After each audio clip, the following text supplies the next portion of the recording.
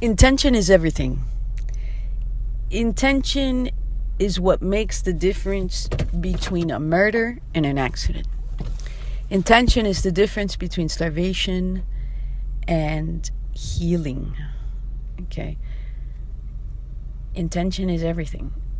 What we intend to do, the direction that we put our thoughts in and our hearts and our minds, is what will heal us or destroy us. It's your good intentions or lack thereof that will help you or will set you back.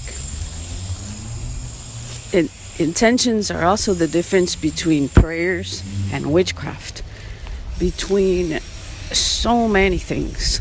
This is something that needs to be reflected on and meditated upon. Okay, what are your intentions in your daily life when you're doing the things that you're doing?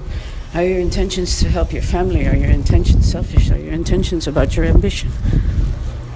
Where are your intentions at during the majority of your day?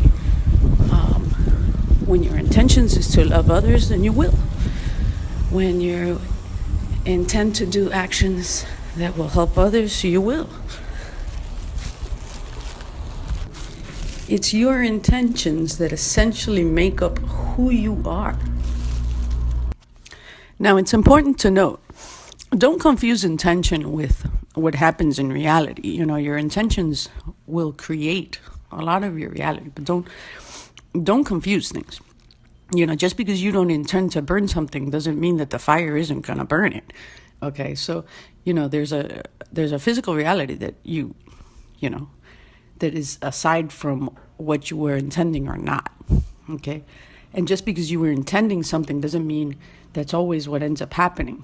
Okay, but it does mean the difference between something you did by accident or on purpose, and it does mean a lot of different things. And it's in setting an intention and following through with it that means the difference between somebody that's starving and somebody that's fasting. So, you're not fasting if you don't have the food available. But if you set the intention that you're fasting, then when you do end up getting the food and you don't eat it, you're fasting, you're choosing to fast.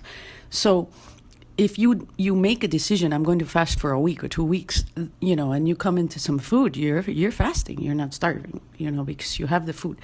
Now, if you don't have the food and you decide I'm going to do 2 weeks of fasting, you're still fasting, okay, regardless of whether you have the food or not, because you've made your intention.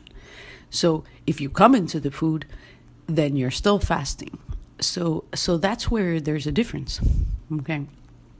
And the point is that you have to follow through with it, and you can't be lying to yourself, because then it's not real,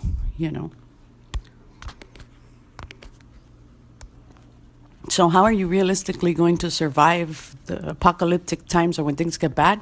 You're going to fast. And the fasting will make you strong in spiritually, physically, and in every sense, in every aspect.